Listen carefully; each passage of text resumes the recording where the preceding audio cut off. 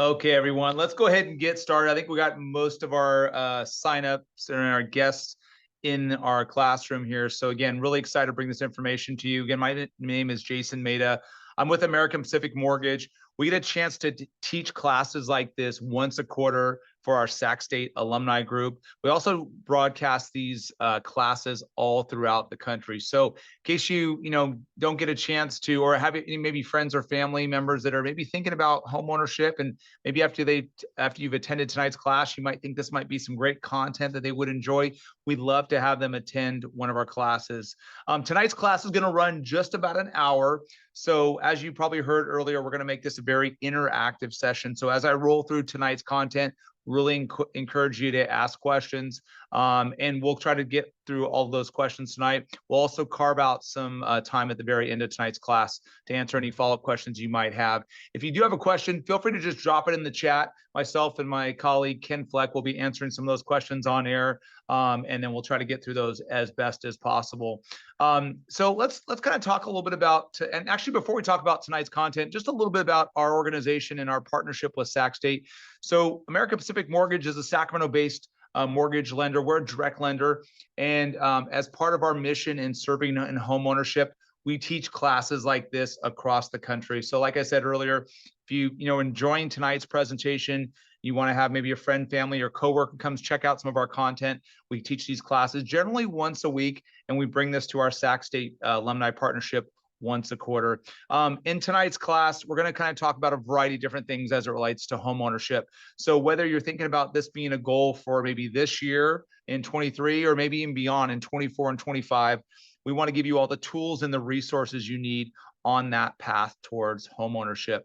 So let's talk a little bit about our points tonight that we're going to kind of hit on. So we're going to look at the housing market in just a bit, kind of talk to you a little bit about what's going on. Most of our analysis and the kind of the market information that we share with you this evening will be specific to Sacramento. We're going to talk also about interest rates and kind of let you know what's going on in the market. We had a little bit of movement in today's interest rate market. Then we're going to spend some time doing a budget analysis. So if we're currently renting right now, what could that look like if I decide to purchase a home? And then from there, I want to spend some time talking a little bit about credit. Credit's going to influence our interest rate offering, maybe even some of the products that we can get connected with on this path towards home ownership. We're also going to spend some time looking at student loans, how those could potentially impact qualifying as it relates to the repayment structure of your student loans. We'll look at various loan programs, some of the documentation required when it comes to verification of income and assets. And we'll also look at down payment assistance programs, especially as first-time buyers. And that's probably why you're in tonight's class, is because you want to learn a little bit more about what's it going to take to become a buyer. Well, there's some fantastic assistance resources that are available in the state of California, and really other states for that matter. But tonight we're going to specifically look at the state of California and some of the programs brought to us by CalHFA. And then we're going to wrap up tonight's discussion looking a little bit about the process of buying a house. So if I'm kind of excited about what I'm hearing about home ownership, and I think there's an opportunity for me to purchase at some point in time, what does it look like to go on that path, from attending tonight's class to maybe getting pre-approved, and then eventually getting the keys to our home? Okay, so that's kind of what we're going to be experiencing tonight in class. And so let's go ahead and dive in. So when we think about purchasing a home, it's probably going to be one of the biggest investments we make in our upcoming financial futures. So many of us are just getting started financially, maybe new in our careers, and this is our goal, is maybe home ownership at some point. And when we think about that big goal, there's a lot of great benefits that come with owning a home. And so when we look at home ownership, there's things like the ability to be able to create more affordability in home ownership versus continually paying in rent and seeing my rent go up every year that I renew my lease. There's an opportunity to create wealth, and how that wealth is created is by the equity I have in my home. So as home prices hopefully rise, and they're doing that right now, the difference in what I owe in my home versus what the house is worth, that difference is equity. And it's an opportunity to create wealth in that regard as well too. There's still some great tax benefits also that come along with owning a home. So even though we saw some tax changes back in 2018, you can still have some great tax benefits when it comes potentially to tax deductible interest through your mortgage. And this is an asset. So as I'm growing in wealth, this is an ability to be able to pass along that asset to really heirs of my estate at some point in time. So home ownership is not like running down to the auto mall and purchasing a car, right? This is probably a big decision. It's going to be one of the biggest financial decisions we make. So for all of us that are joining tonight's class, I mean, you're carving out time on your busy Wednesday night. You could be watching maybe your favorite show, but you're taking the time to invest in your financial futures, which is a big deal. And so we want to be that support and resource for you on that path towards reaching your goals in home ownership. So as we're thinking about those goals, I always love to start our classes by kind of looking at more of a budget analysis. And this is what we call as a rent versus buying calculator. So I'm going to do a switch on my screen share here really quick and walk you through this tool. And by the way, I didn't get a chance to mention this to everyone earlier, but all of tonight's material is going to be sent out to you via email tomorrow. So those of you that have signed up for tonight's class, you're going to get all of our presentation material. We're also going to record tonight's class. So in case you have to step away for a second, we're going to record everything. And so you'll have all that material. And that'll be also live on up on our YouTube site, but you also get all the presentation material. I'd always encourage you to take notes because it creates better retention of some of these concepts that we're going to share with you. But again, all the material will be sent to you tomorrow morning. So let's talk about rent versus buying. When we think about purchasing a home, this isn't going to be like an apples to apples comparison. So even though I'm spending $2,500 a month in rent, that's not going to necessarily equate to a $2,500 mortgage payment, especially in today's market. I mean, all of us know that we are in a more expensive market right now. Interest rates are higher, home prices are higher.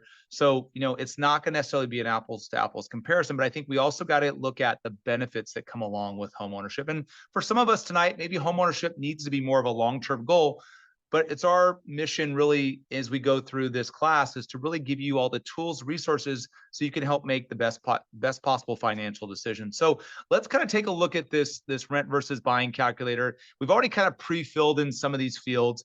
This calculator is brought to us by Freddie Mac.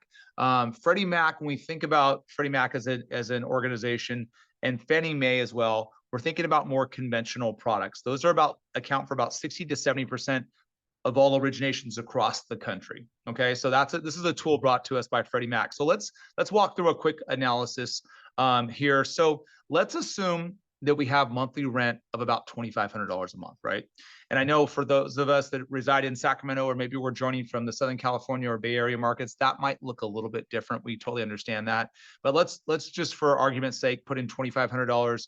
We have $15 for our renter's insurance. We assumed our rent's going to go up on average about 5% on an annualized basis. Okay.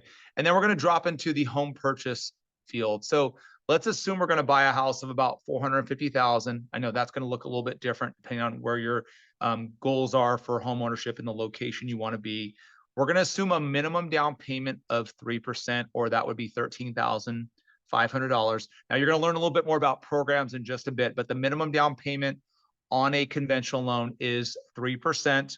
We're going to assume property taxes of about $6,500. That could be a little bit less than that. Generally, the formula we use for calculating property taxes is 1.25% of the purchase price. We have homeowners insurance listed here at roughly at about $1,000 a year.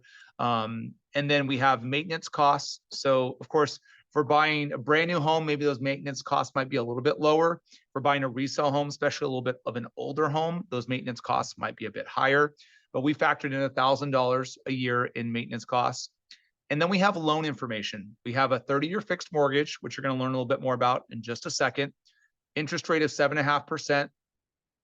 And then we have origination charges. So let's talk about origination charges. So those are costs that you'll be paying with your financing, whichever lender you decide to choose. Now, one of the cool things about working with our team here at APM is we have a Sac State alumni discount. What that allows you to do is to get $750 in reduced origination fees, which is a big deal.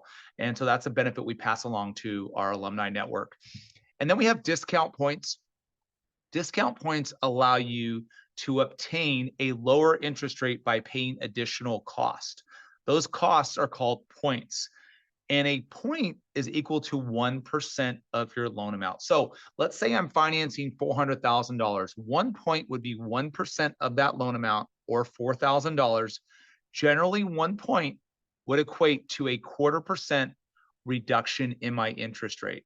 Now, in today's market, where we're going to talk about interest rates in just a bit, it doesn't always make sense to pay points because the return on investment time period is usually 3 to 4 years on discount point investments. And the reality is for most of our buyers buying in today's market, they're probably going to be looking at refinancing at some point in time. So maybe the next 2 or 3 years, they're looking at refinancing. So, it doesn't really necessarily make sense to invest all this outlay of costs if we're going to turn around and refinance at some point. And just by the way, as a side note, because we get questions in our classes about what is refinancing. Well, refinancing is when I decide to, based upon market conditions, refinance my existing mortgage to a lower interest rate in order to help me save money on a monthly basis. And refinancing doesn't come without costs. And so those are things we have to decide as a homeowner at some point if it does make sense or not. And those are things that obviously we help our existing clients with as they decide on different refinance options in kind of a more of a like a normalized market. The other settlement services are going to be things like title and escrow fees, some of the government transfer charges like taxes that you might have to pay as part of your purchase contract. Those costs will vary based upon what you negotiate with the seller. We always encourage our clients when they think about how much they'll need for what we call as closing costs, that they want to estimate usually about 2 to 3% of their sales price for those costs. So when we think about savings, we got to carve out assets for down payment, but as well as closing costs. We're going to learn a little bit more about assistance programs in just a bit or later on tonight. That's going to help you solve for some of those, I guess, gaps, if you will, in some of our savings that can help get you to home ownership that much, quicker, if you will, through some of the first-time buyer programs. The last section is our other assumptions that we're going to make. We're going to assume an appreciation rate of about 3.5%.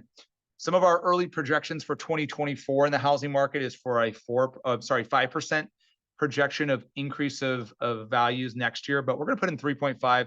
And we expect that we're going to be in this house for 7 years. We have the selling cost of the home at roughly 10%. Where we're getting with that number is the cost of selling my home between the realtor that represents me as an owner and brings the buyer to me as a seller of my home. Now, one thing that's something that we want to keep in mind as a buyer is that when we have representation by a realtor, their commissions are not paid for us by the buyer. They're actually paid for by the seller. And so when we think about selling 7 years from now, those are commissions that we're going to have to pay as an owner, but we don't have to worry about that right now as buyers. We have our tax rate in here. We also have a savings rate. We just put it 3%. I do realize there's some higher savings rates, especially where interest rates are at. But what this calculation does is it goes in and says, Jason, if you're going to go buy a house for $450,000 versus what your current rent scenario is. So we know that we're paying right now in rent about $2,500 a month. We decide to purchase. Now we got to know that our payment's going to go up on the mortgage side, right? It's about $4,200 a month. We'll call it $4,000 a month. So we have a pretty steep move upward on our budget.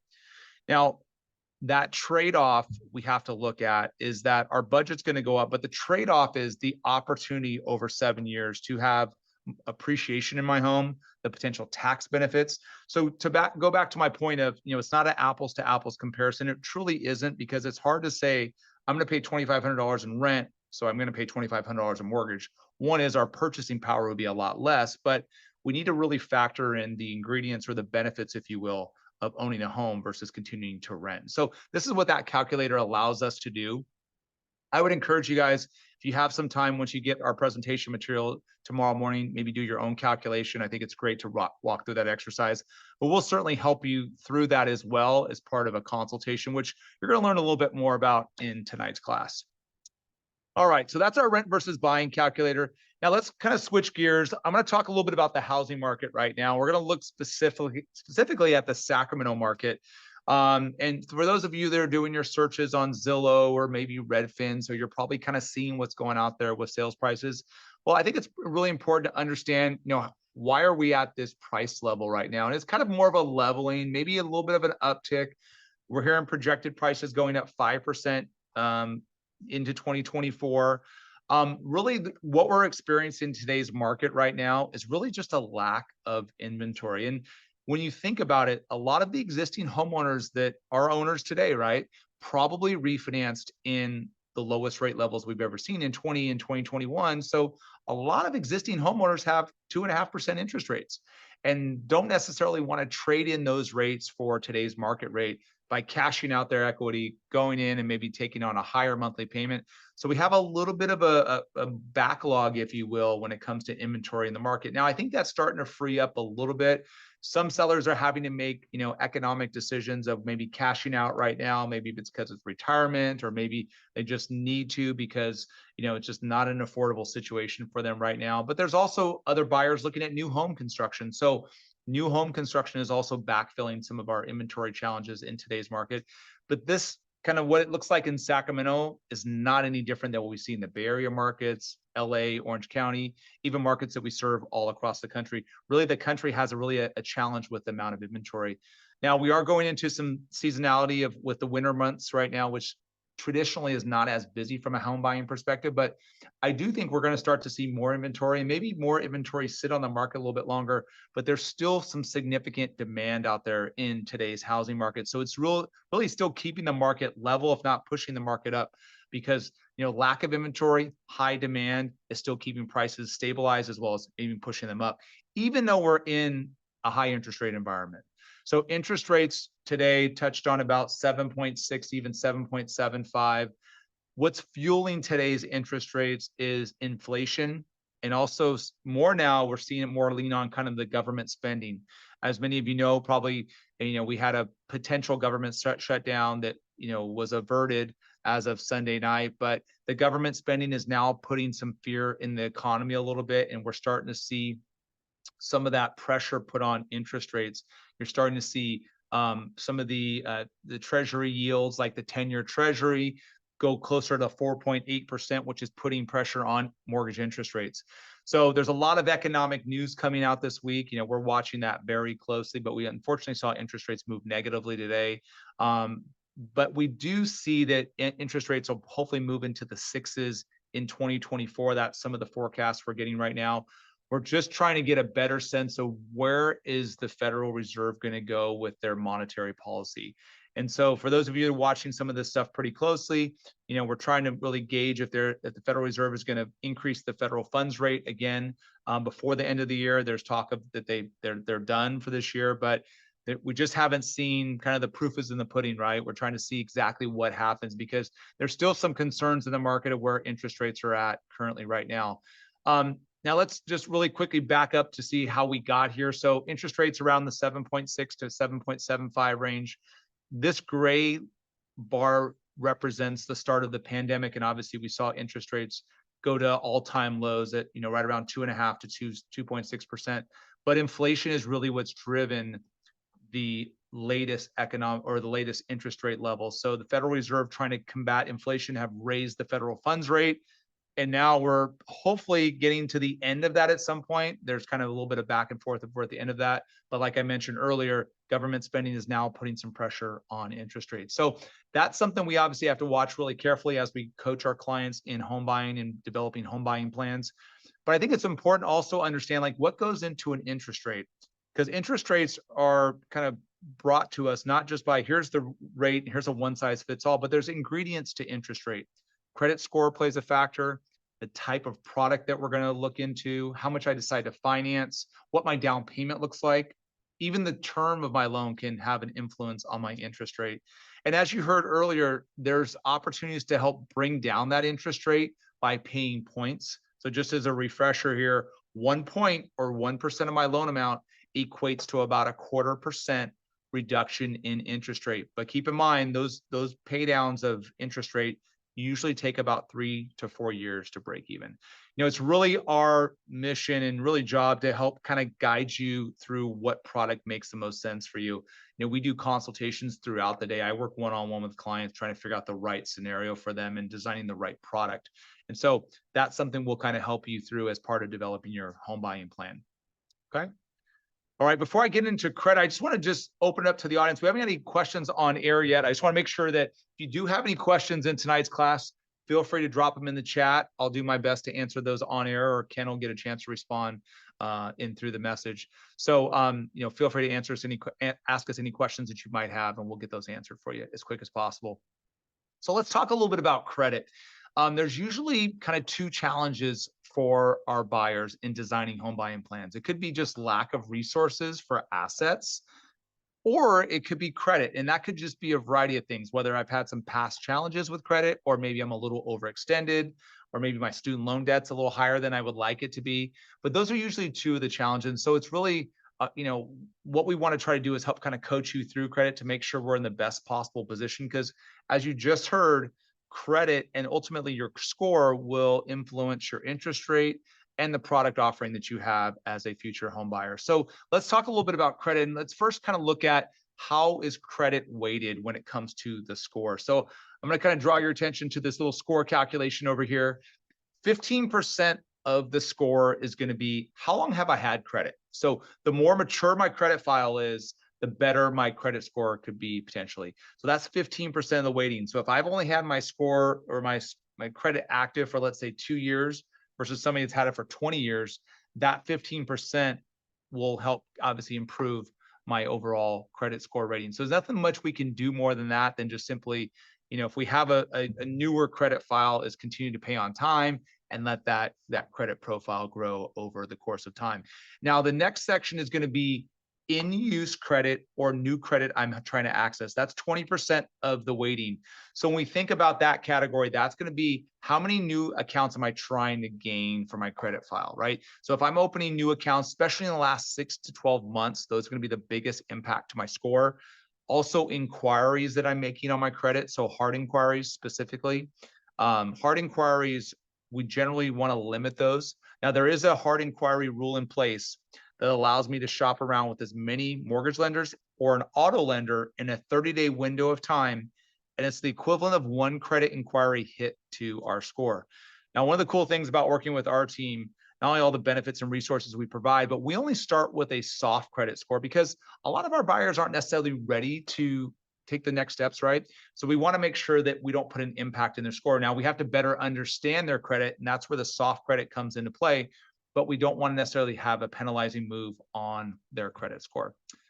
And then 30% is going to be credit utilization. So we're thinking about credit utilization. We're looking at revolving debts. We're taking our credit limits versus our credit balances. So let's say we have $10,000 in limits and I have a $5,000 balance. That means I'm at 50% utilization.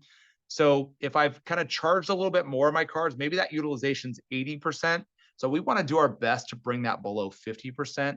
Optimal level is below 10% utilization. Okay. Let me give you a quick tip, if you will, when it comes to managing utilization. So here's our homework assignment tonight. If you have that chance after tonight's class, pull out your most recent billing statement from one of your credit cards, right? If you look at that billing statement, there's a billing cycle end date and there's a due date. Now, if you're in the habit of paying on your due date, that's totally fine. However, what happens on the billing cycle end date is all the credit activity for that cycle ends on that end date. So if I charge that trip to Europe, right, and it was a $4,000 airfare charge, that's going to influence my billings, my utilization, because it hit that billing cycle. But if I can try to pay off those charges, or hopefully at least pay them down before the end of that billing cycle date, that's going to allow me to show you lower utilization and hopefully improve my credit score. So a lot of our clients will come to us and say, Jason, I don't owe that balance. I already paid that off. And you probably did, but it's just because you paid it off on your due date, not the billing cycle date. So you could see a billing cycle date, let's say of the 25th, but your due date's on the 5th of the month. Okay. So that's managing utilization. The last component is payment history. That's how I paid my bills, right? So the more on-time payments I have, the better that category is going to be. If I've had some past late payments or challenges, they're going to be rated in 30-day lates, 60-day lates, and 90-day lates. If I've had any lates in the past, the most recent 12 to 24 months are going to be the biggest impact to my credit score. So if I had a late, let's say in May of 22, right? Well, once I get to maybe June of 24, I should see my credit score improve because now I'm outside of that 2-year window. Now, every loan program has a minimum credit score. FHA loans, it's a minimum of 580. Conventional loans, it's 620. For our veterans that have VA eligibility, it's a 620 credit score. You're going to learn a little bit more about first-time buyer programs later on in tonight's class, but those generally are minimum scores of 640 to 680. Now, when we think about the credit scoring system, there's three agencies, right? There's Experian, there's Equifax, and there's TransUnion. So on the lending side of things, we always take the middle score of all three of those agencies. So let's say, for example, my top score is 780, but my middle score is 740, and my lowest score is 720. We're going to use 740 as the credit score because that's my middle score. Now, if I have my partner that also wants to join the application, my partner is a 740 high score, but the middle score is 700 and the lowest score is 680. Well, we have to use the lowest middle score between both borrowers. So in that scenario, it would be a 700 credit score. Why that's important is because, as you learned earlier, credit score is going to influence interest rate, but also affects things like loan program offering, and also something we're going to talk about in just a bit, which is mortgage insurance. So as we strategize and figure out what's the best home buying plan for us, those are things that we'll look at to help make sure that we create the best affordable environment for you, if you will, when it comes to purchasing your home. Account closure is one thing that can impact your credit score on a negative basis. Account closure means when I've taken a revolving credit account, like let's say a credit card, and I've closed it out.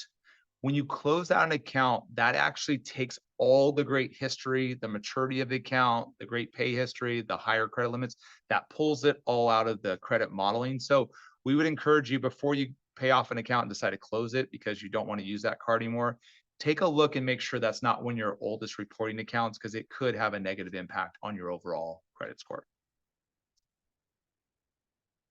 All right, so here's a matrix we just like to share with our classes. Just kind of shows you what or how long, if you will, negative items will remain on your credit report. Now, they may only affect you in the most recent 12 to 24 months. This is how long they'll actually stay on the reporting. Okay, student loans are going to be our next topic here. And when we think about student loans, we all know that, well, actually, we started payments, I believe, on federal student loan debt this month. So if you graduated prior to the pandemic, you may have had an income-based repayment schedule set up. Those of you that graduated during the pandemic, you probably haven't had an opportunity to set up a payment arrangement yet. If not, I mean, or you may have, just because since the payments have started this month. But there's different ways that we look at that from a lending perspective. So if you don't have a payment arrangement set up and you're making your standard payment, by default, we count 1% of the balances on a conventional loan against the qualifying payment, or for the qualifying payment. So to this slide that you see on screen, if I had a $75,000 in student loan debt, I would generally use $750 as my monthly payment. However, if I have an income-based repayment amount, and let's say that income-based repayment amount is $250 a month, right? That $250 is what we're going to use from a qualifying perspective. So we won't have to go to the 1%. Now, on an FHA loan, they use 0.5% of the balance. So in that scenario, $75,000, it would be a $375 payment. However, if I'm on an income-based repayment amount, that's the amount that we would use for qualifying purposes. Now, if you're back in school and you have a deferment on your student loans, and you want to apply for a mortgage, we still have to count either one of those scenarios for your qualifying purposes.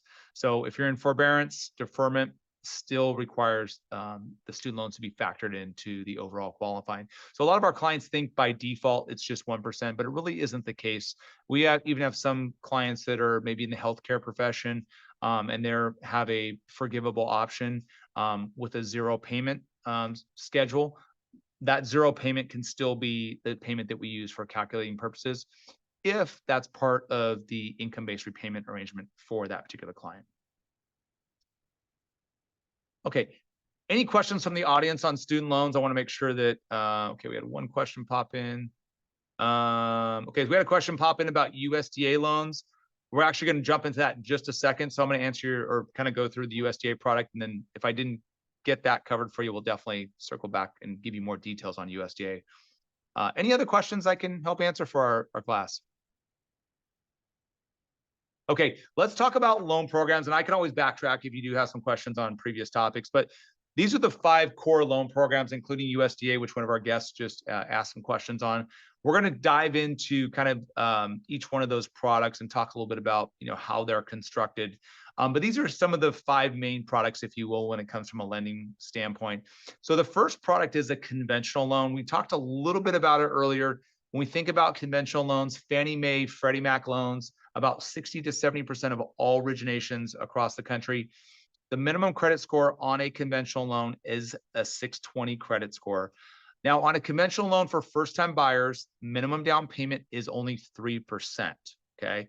Now, that 3% minimum down payment goes up to a loan amount finance of $726, $300.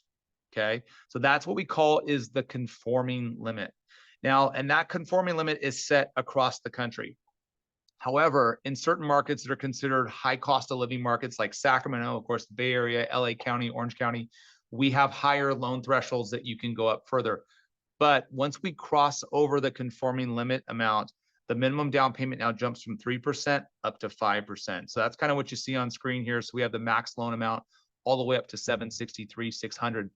These loan amounts get evaluated every year. So right around November, so probably next month, we'll have the new loan limits in place for 2024. So that's on the conventional side. We're going to talk about conventional mortgage insurance in just a bit in our next slide, and we're going to do a little comparison to our next product with this FHA. FHA has a minimum credit score of 580. When you think about FHA, those aren't necessarily products for just first-time buyers. We have some second and third-time buyers that utilize the product. FHA is going to give us a little more leniency from a guidelines perspective. But we're going to talk about mortgage insurance as it relates to FHA in just a bit, because there's some kind of bold differences, if you will, between conventional and FHA mortgage insurance. The minimum down payment on FHA is 3.5%. So regardless if I go to the conforming limit or I go all the way up to the high balance limit, that down payment remains at 3.5%.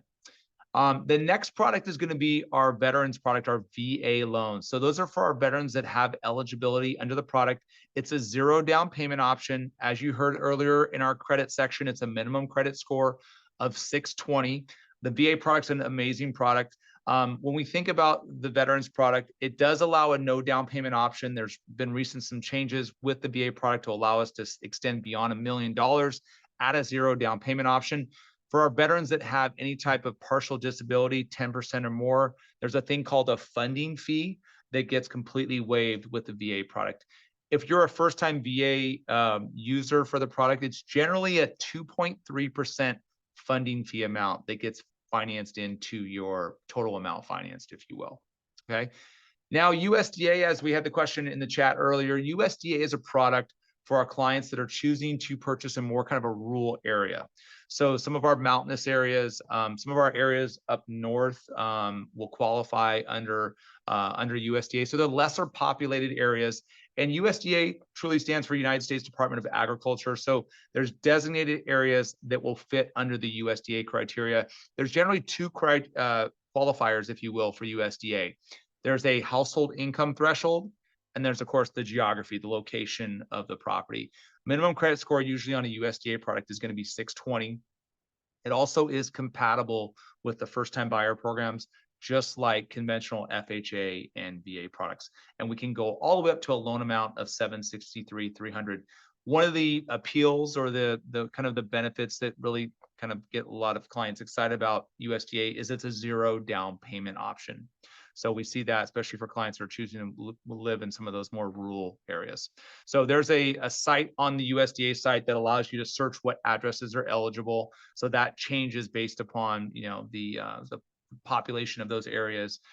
So some things will move around for the most part on locations that fit the USDA criteria.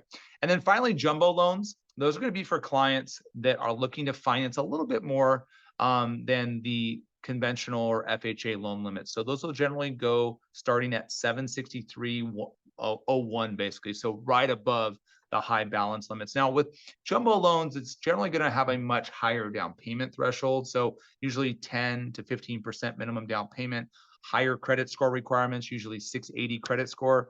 And from a assets perspective, not only do we have to save up for our down payment, as well as our closing costs, There's also a reserve requirement with jumbo loans. That means I need to have additional assets set aside in maybe a 401k, 403b, maybe even my bank account that are the equivalent of usually 12 months of my monthly payment. So if my payment on my mortgage is $6,000 a month, 6,000 times 12 would be $72,000. So I would need that in additional assets.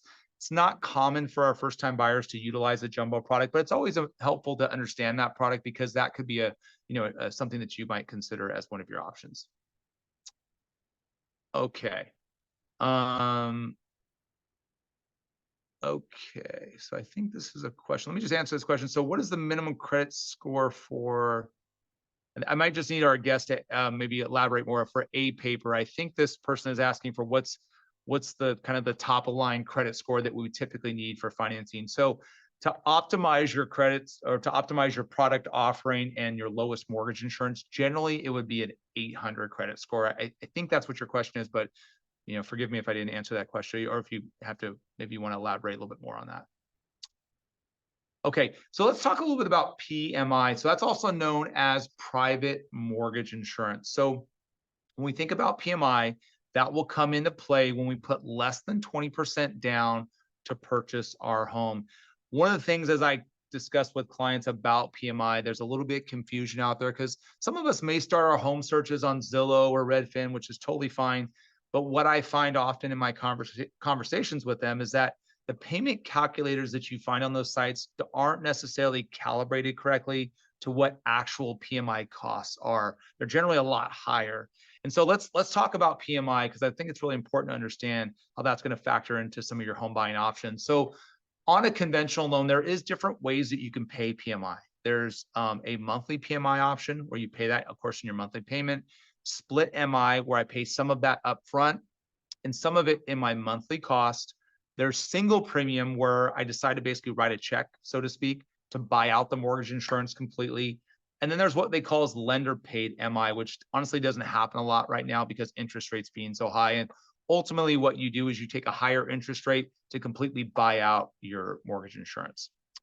Now, PMI, and this is kind of where it differs on those Zillow and Redfin sites, is that PMI is based upon three kind of main criteria.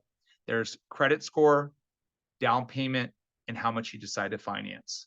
And so that will make up what ultimately the cost is for your PMI. Now, PMI on a conventional loan has a cancellation option. And what that means is when you usually have 2 years in that loan, that original loan, and 20 to 22% equity, or somewhere between 20 to 22% equity, you can apply to have your mortgage insurance canceled. Okay. So that's one of the important features of a conventional loan. Now let's look at what a PMI option or PMI payment would be. So if I finance, let's say $450,000, I decide to put down 3%, which we know now is the minimum, and my credit score is a 740 credit score, my PMI is probably going to be about $183 per month. Okay, so probably a lot less expensive than the $300 and $400 that you probably see in some of your online searches. So that's conventional mortgage insurance. FHA mortgage insurance works a little bit different. So let's look at the payment options there. So there's monthly MI, which is a factor of 0.55%. So whether I'm a 680 credit score or 780 credit score, the MI factor will be exactly the same. Now there's upfront mortgage insurance, and that's a big difference with FHA versus conventional. It's 1.75% of my loan amount. Now it gets financed into my loan balance, but that's an additional cost that I need to understand. And then there is only a cancellation option by refinancing out of the FHA product. Okay, so it doesn't have the same cancellation option that a conventional loan does. Now, if we look at the PMI example, now we'll take the same scenario, $450,000 loan amount. We have our monthly PMI with that 0.55% factor at $206 per month.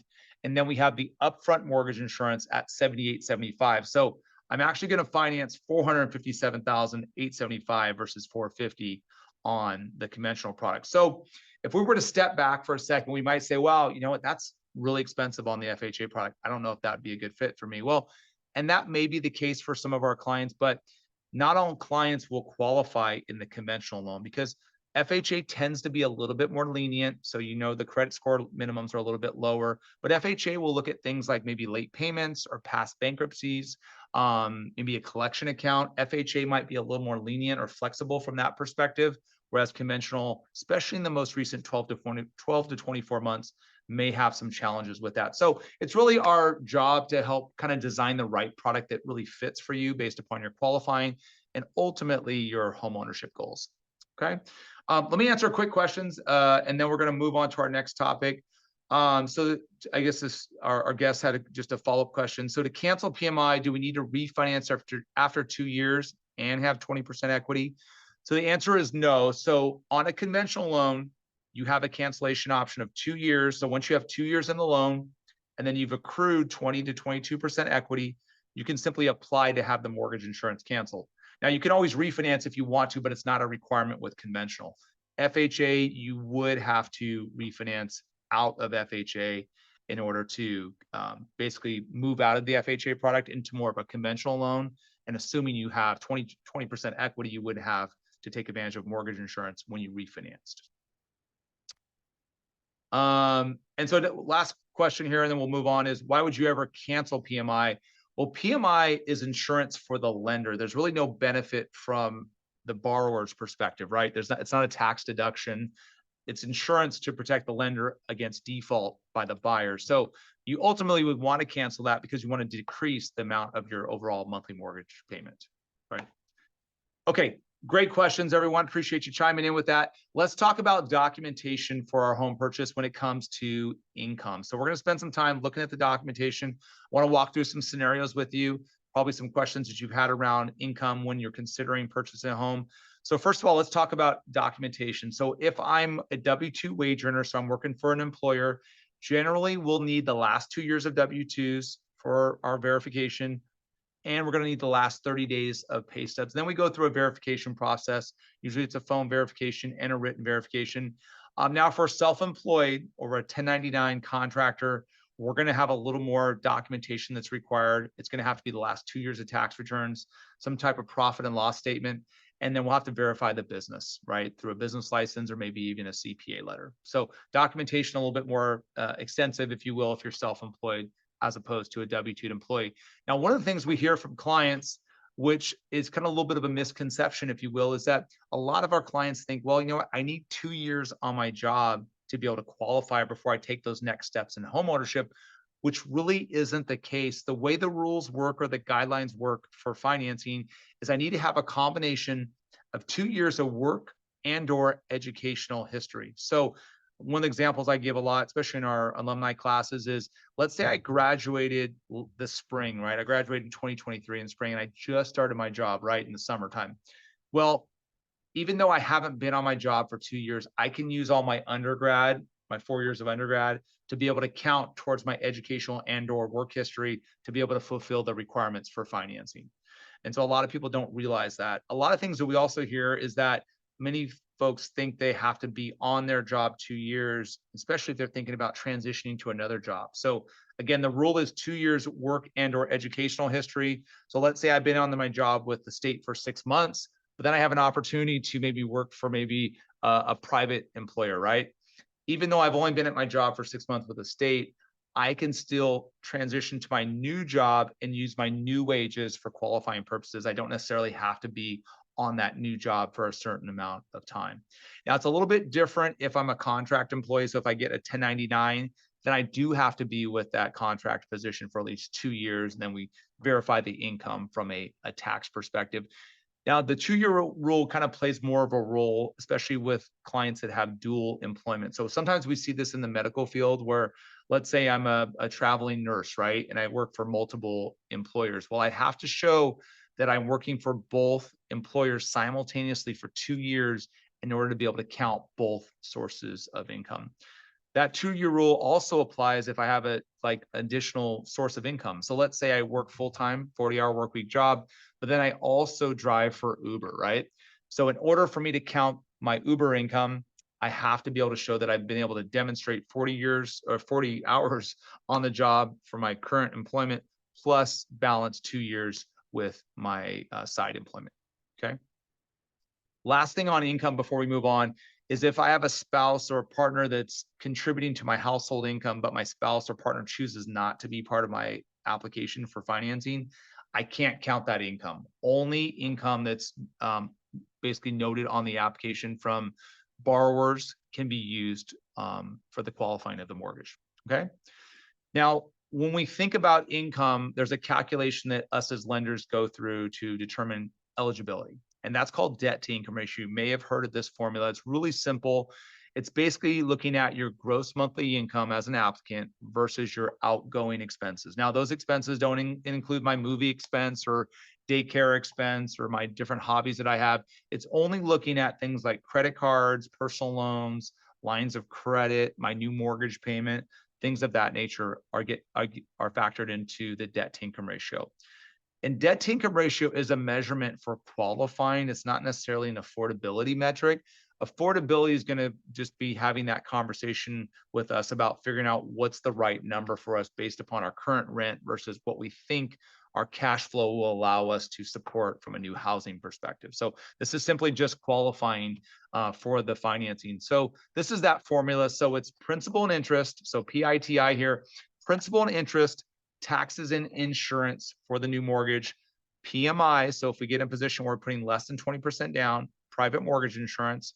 If we're choosing to buy a home that's in a community like a condo or a townhouse, it may have an HOA, which stands for Homeowners Association dues. And then we're also going to factor in our other debts, credit cards, auto expense, any of that stuff. So in our scenario for this client, we have $3,000 in obligations, $8,500 in total monthly income. So our debt to income ratio calculation comes out to 35.29%. Now, the highest we can go is generally 45 to 50%. We don't generally like to get to those high levels because obviously we're not netting our gross monthly income, right? We pay taxes, we pay benefits, those things happen. So we're not taking home what our gross figure is. So we really want to manage that number pretty closely when we think about designing budgets for clients. One of the questions I get often is, well, where should my debt to income ratio be? And generally, most clients feel pretty good if that's right around 33 to 36% debt to income ratio. Okay, last component to building our home buying plan is going to be our savings, right? You heard me talk about earlier, there's two challenges generally to home buying, credit or just resources for down payment. Let's spend some time looking at acceptable sources of down payment. And then we're going to talk about first-time buyer assistance programs. So it's pretty easy when it comes to the verification process. We generally need to verify the last 60 days of assets. So those are checking in savings accounts. Sometimes you can use 401ks, 403bs, IRAs can be potentially used. I would encourage you to talk to your financial or your tax advisor before accessing those type of accounts. Generally you're going to take if a 401k or a 403b is used, you're accessing through a loan, but just keep in mind when you access funds in that fashion, you're also pulling money out of the market. So if the stock market rebounds from its 500 point loss today, now you've stripped away that money that's in the market and hopefully appreciating for you, right? Gift funds are something that can be used in financing. That's where a family member or someone that has a familial relationship with you is helping support you in your pursuit of homeownership. There is no seasoning requirement for gift funds. Generally, that donor is going to need to complete a gift letter, which us as your lender would provide the template for that. And they'll basically transfer funds either to you or to the escrow company for the home purchase. That happens quite often, especially for first-time buyers. And so we'll be able to walk you through that full process and how it looks. But, in general, the asset documentation is pretty easy. I think really the challenge, if you will, is just figuring out like, how do I get my savings, especially in kind of more of a high cost of living market that we live in today? How do we make that work, right? And so when we think about home ownership and how to kind of maybe close the gap in assets, first-time homebuyer programs can be a phenomenal resource for that. So we partner with CalHFA, which is the California Housing Finance Agency. Many of you attending tonight's class have probably heard about CalHFA. CalHFA is designed to support low to moderate income households across California. And believe it or not, moderate income in California is considered 150% of the median income for whatever community you're going to buy in. And so these resources can help with both down payment as well as closing costs. So we always like to, in our classes, walk you through some of these resources. So the first product offering is called MyHome Assistance. It's really popular in today's market, which provides up to 3% of your sales price in assistance for a conventional loan, 3.5% for an FHA loan. So you think about those numbers, right? Those are the minimum down payments for both of those products. What that is, it's a low interest rate loan that's only at a 1% simple interest rate loan, does not have monthly payments, is actually not required to be paid back until you either decide to sell the home or maybe if you refinance in the future. Okay, so that's called the My Home Assistance Program. There's another program called ZIP Assistance or Zero Interest Program. In today's interest rate climate, it's a little difficult to get that program to work a little bit because it actually elevates the first mortgage by about a 3/4% markup on the interest rate, but it's 2 to 3% of the loan amount and it's interest-free assistance. Most of our clients, especially in today's interest rate climate, we're encouraging them just to look at the My Home Assistance because like I said, it doesn't make sense necessarily from a budget perspective to apply for that additional assistance, but it is available if that's the best fit for you with your home buying plan. And then some of you may have heard about a program that went or was implemented earlier this year called California Dream for All. A lot of talk about it, both in the media on social, some of our the TV networks. You've seen some of it in the news publications. But California Dream for All was a super successful program launched earlier this year, helped 2,300 families achieve home ownership. It was a 20% shared appreciation program. Well, that program is going to come back again. We're just kind of waiting for a state legislator to give us kind of directive on what that's going to look like. There is some proposed guidelines. In fact, if you're on our socials like Instagram, we posted some of the proposed changes to California Dream for All. It is proposed, but we're not expecting that product to launch probably until March of 24. But that will come back again. Stay tuned for more details on California Dream for All. We'll be posting that as we get that in partnership from CalHFA. We're really grateful to be the #1 provider of CalHFA products in the state. So we really understand the product and want to help kind of support first-time buyers if they choose to use that resource in their home buying journey. Here's an example if you applied the My Home Assistance product to maybe a conventional scenario today. So let's say we bought a home at $450,000. Well, if we didn't use an assistance program, we would need to save up for our down payment, right? We'd also have to save up for closing costs. So that savings is going to account for at least $22,000 to $27,000. So most of our clients, especially as first-time buyers, maybe have $10,000 to $12,000 saved. So it just doesn't, make the mark, right? If we were not using an assistance program. However, if we were to deploy an assistance program, now we have that My Home Assistance to cover the down payment requirement of $13,500 through or 3% of the sales price. Now I only have to really try to save towards my closing costs, which in this scenario is 2 to 3% of my sales price, which is anywhere between $8,700 to as much as $13,000.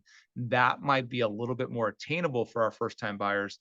And so that can really make homeownership that much more of a near-term goal. So maybe instead of planning for 2026, maybe it's a 24 goal that I can help achieve in homeownership. And the same product is available, like I said earlier, with the FHA product. So if that's the better fit for you as a first-time home buyer, we can take and implement the 3.5% My Home towards FHA. Very similar from an out-of-pocket perspective, right? So it covers the down payment. And so all we would have to worry about is closing costs out of pocket with the FHA product. Now, one of the really great things about CalHFA, it has a much more lenient income limit than most first-time buyer products, because most first-time buyer products are 80% of the median income, which would be a far lower income limit. These are at 150% of the median income by county. So we shared with you some of the county limits here on screen. Just to backtrack a little bit, under some of our proposed guidelines for California Dream for All, we did make mention of a possible decrease in the income limit for that particular program, which could be 120% of the median income. So just maybe bookmark that if that's something you're considering as one of your options in the future. But for all standard CalHFA products, right now the income limits are at 150% of the median income. These get updated almost every July. So we'll see another iteration or addition of guidelines in July of 2024. So with CalHFA, here's some of the eligibility requirements. So we have a minimum score of 640 for an FHA loan, 680 for a conventional loan, debt to income ratio 45 to 50%. Now, a first-time buyer is actually someone that hasn't owned in the last 3 years. And so I may have owned a house 5 years ago, right?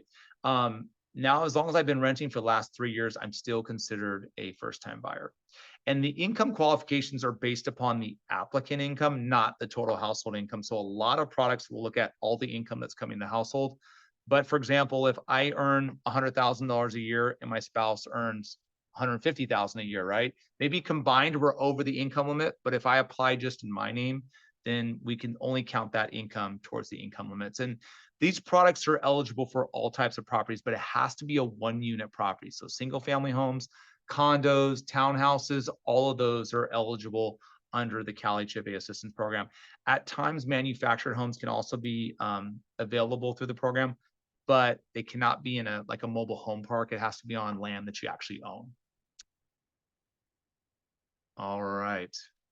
I know we're getting close to the top of the hour, but I want to kind of get us into the home stretch here, talk a little bit about the buying process, because I think it's really helpful to understand, like, where do I go from here? So if I want to get on that path towards home ownership at some point, what's that going to look like for me, right? So here's our 6 steps of home buying. This kind of walks you through pre-approval. So I have eligibility to purchase a home, to how do I get my keys to my house? I got a chance to make several calls to new homeowners today that got the keys to their houses today. And that's like the best part of my job, right? And so after tonight's class, if you want to sit down and get connected with us to learn about a home buying plan, and let's say we do a consultation with you. After that consultation is wrapped up, the output of that meeting would be to be pre-approved. So that has your eligibility for financing. That's step 1. So that's a certificate that you get that you can present to sellers if you decide to make an offer on a home. Usually that pre-approval is good for 60 days, but it can be always recertified at any time. So you can put your initial application in today, that pre-approval gets initiated, but we can always recertify it down the line. You don't have to reapply. Step 2 is going to be the fun part, I think, is that's the home search, right? You get a chance to do your online search and then start going out and like looking at places in person. You're generally going to partner with a realtor for that. So we'd encourage you to get connected with a realtor. As you heard earlier, realtors are paid for by the seller. So we encourage you to use that resource.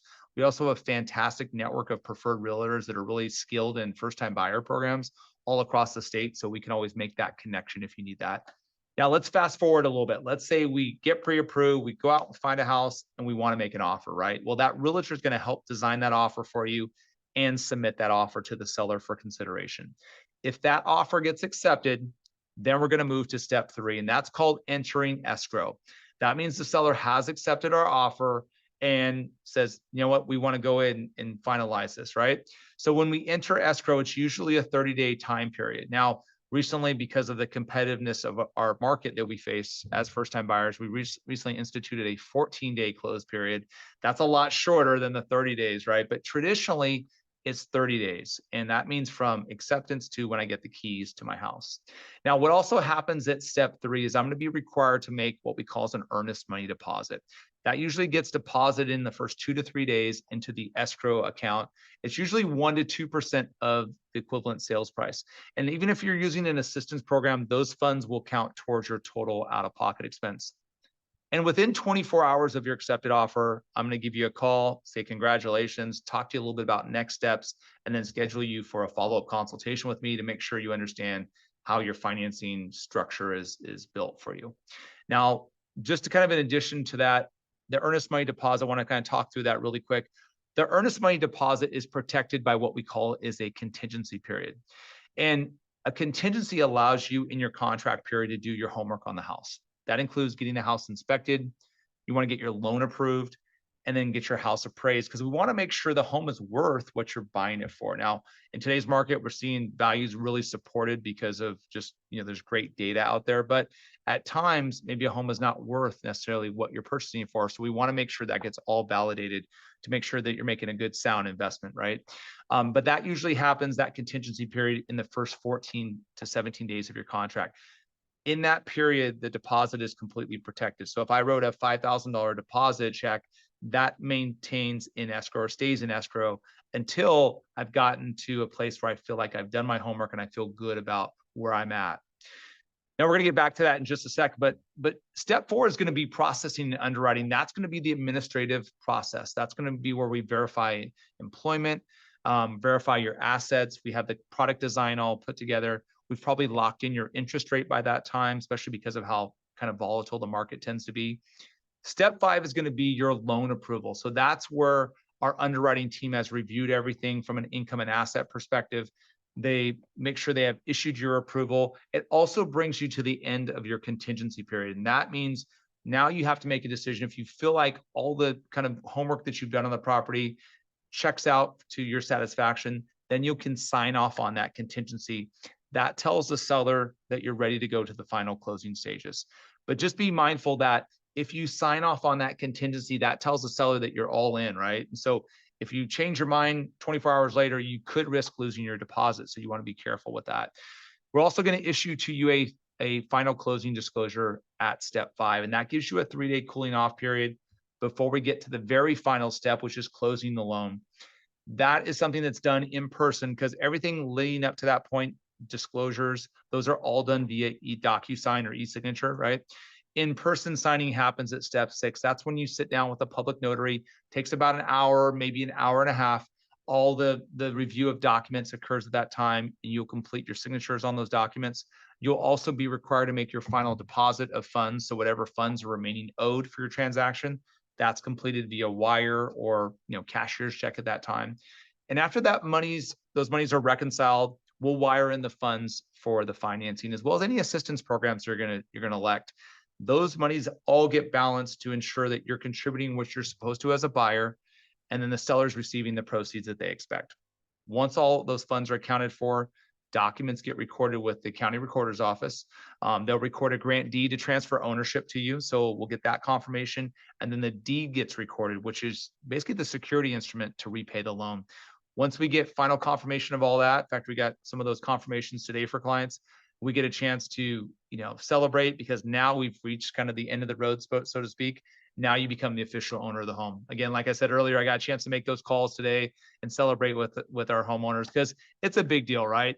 You're taking time out on a Wednesday night to learn about home ownership. And when you get to the finish line, it's such a rewarding experience. It doesn't come with a little bit of stress, a little bit of anxiety because there are milestones that may have things that have to have some twists and turns to it, but we do our best to help stay connected with you and communicate with you through the process. We understand all the stress that homeownership can be under because it is a big deal, right? And so we have various ways to communicate with you through an email, text, calls, of course. We want to make sure you stay connected and we're staying connected with you. We want to make this a high touch experience. Even though we're trying to leverage technology, we want to make sure that we have that human touch and interaction with you during the process. Now, if you're thinking about maybe designing a home buying plan for yourself, we'd love to be able to get connected with you. After tonight's class, you can take advantage of our Get Started information, which is a real simple online application. You can upload documents, and then we schedule you for a video consultation. That's a free service we provide. There's only a soft credit check that's involved with that. It's because we want to make sure that you understand all your options for homeownership, whether it's a goal, like I said, for 23 or beyond. We want to make sure you know what resources and support are available to you. Now, you may have some questions after tonight's class. Maybe you have a scenario that you want to run by us. You can always set up an introductory call. All the links for those scheduling items are all found here on this slide, okay? This is what the consultation looks like. We're going to do a lot of kind of very similar to what we've talked about in tonight's class. So we're going to talk about budget, location of where I want to buy. We're going to look at interest rate options, program scenarios, and just kind of develop really kind of just an all-inclusive plan for you for home ownership. Now, technology, as I mentioned, we try to leverage that as much as possible. Our mobile device, our mobile app is really a great tool for that. Whether you're trying to do payment calculations, follow kind of the progress of your loan, or maybe you just want to start your online application, it can be all done through mobile. So that's just another tool that we can stay better connected and keep you informed throughout your process. Obviously, tonight's class is in partnership with our Sac State alum and athletics, which we're super proud to be a partner of. I think we're now in year 2 of that partnership. And part of that partnership includes a discount of $750 in our origination costs. So we really try to make sure that's a great benefit. Now, maybe you're not part of our Sac State alum or athletics. We have other partnership discounts that are available across the country and as well as for our local state workers here in California. So check that out. All of our available information for those discounts can be found at mortgageeducate.com. Here's all my contact information. If you have any questions after tonight's class, feel free to reach out to me, text, call, whatever's good. And, we love what our clients are saying about us, their experiences they have with us, how we help them through the home buying process. We'd encourage you to check out what our clients are saying about us in some of our Google reviews. And if you want to kind of follow what's going on with first-time home ownership, some of the assistance programs that are available, or just kind of understand more about the latest tools and resources, we'd encourage you to follow us on our Instagram at jmaidamortgage. That's a little where we kind of keep a lot of our information, and we'll be posting some of our classes on our, not some of our classes, but all of our classes on our YouTube as well too. So you can subscribe there. Once other products roll out, like California Dream for All, we'll also be hosting live YouTube classes to answer questions once we've seen the guidelines finalized for that program too. So I know we're over the top of the hour, and we've had a lot of good questions tonight, but I do want to open it up for Q&A before we wrap up tonight's class. I think we have a lot of us still in our class. So let's go ahead and open it up for Q&A. If you do have a question, just drop it in the chat. I'll answer it live for us here. But in case you don't, you want to follow up with us later too, you can always get connected with one of our, resources, either through call or text or email.